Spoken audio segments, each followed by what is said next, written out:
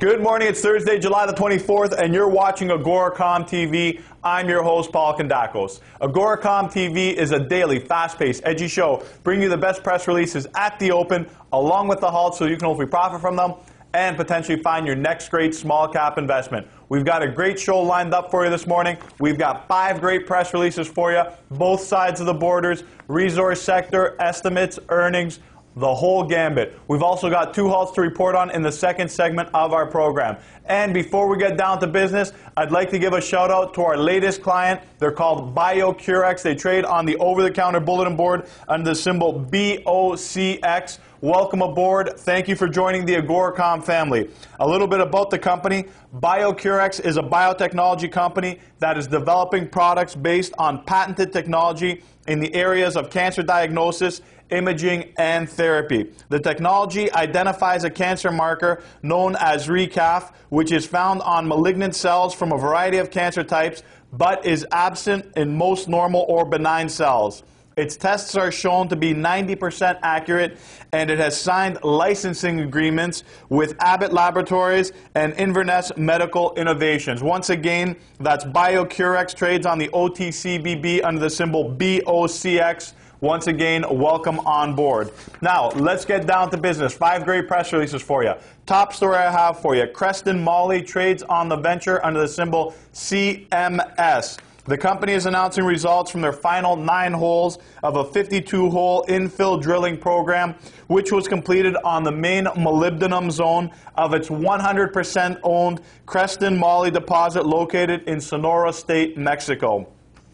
These results confirm the continuity of breccia-hosted high-grade mineralization in the eastern sector of the main zone. Significant intersections and highlights of the program include 241-meter intersection of 0.11% Moly in hole 46, 200 meters of 0.1% Moly in hole 44, 24 meters of 0.27% Moly in hole 45, and finally we've got 148 meters of 0.11% Moly in hole number 48. Very significant numbers coming from Creston Moly. Congratulations on the great results. Now, for those of you who don't know what molybdenum is used for, also known as Moly, it's primarily used to treat steel and iron, thus giving it higher combination of strength, toughness, and wear resistance. And giving the housing and the building boom that we've got going on lately, there's a greater demand for molybdenum.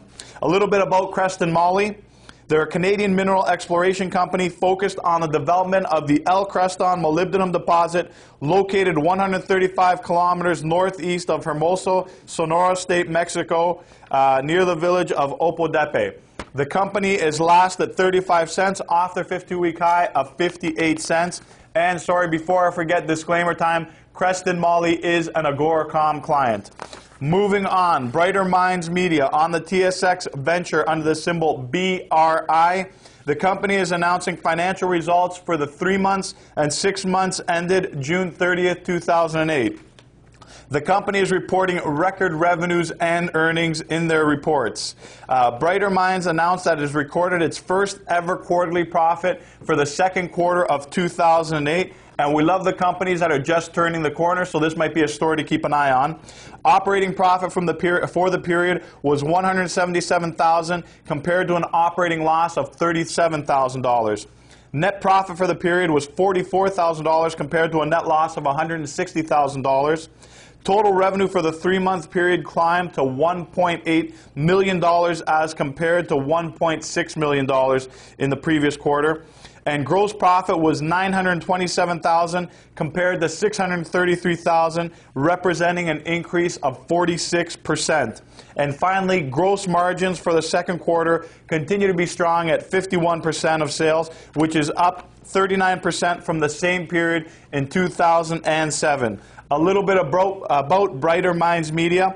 They're a publisher of online and multimedia materials for the whole family with a focus on creating wholesome online environment for children and the family. Myself being a father of 3, it's always tough to find good, entertaining, wholesome content for children, so hopefully this company does well, and this is a company that you take a look at. Companies last at $1.20 off their 50-week high of $1.70. Moving on to Firestone Ventures, trades on the TSX Venture under the symbol FV, and for our European friends, trades on the Frankfurt under the symbol F5V. Disclaimer time once again, they are an AGORACOM client. We've got results from the final 16 drill holes from the company's most recent drill program at the Torlon Hill high-grade zinc-lead project in western Guatemala. We've had a total of 36 holes totaling 3,400 meters, which have been drilled by Firestone. And the latest results include a significant expansion of high-grade zinc on the west hill of Torlon Hill. Now, highlights from the drill program include hole number 88, which intersected 4 meters containing 16% zinc, 1% lead, and 17 grams per ton of silver. So great numbers coming from Firestone Ventures. A little bit about the company. They're a well-financed, Canadian-based resource exploration and development company. Company's last at 33 cents off their 52-week high of 74 cents. Moving on to Oromin Explorations. Trades on the venture under the symbol OLE and on the over-the-counter bulletin board under the symbol OLEPF. One more time, they are an AGORACOM client. However, as always, we only have good companies and great press releases on the show. So we've got the companies announced that they've received an initial NI 43101 or National Instrument 43101 compliant resource estimate, which was prepared by SRK Consulting for the first 3 deposits at Sabodala. The inferred resources at the Masato, Galuma West, and Galuma South deposits total 25.2 million tons, grading 1.73 grams per ton of gold for a whopping resource estimate of 1.4 million ounces of gold. So congratulations to Oromin on that great result. Pre-feasibility studies to follow the resource update in Q4 and early 2009. Preliminary metallurgical tests confirm high gold recoveries.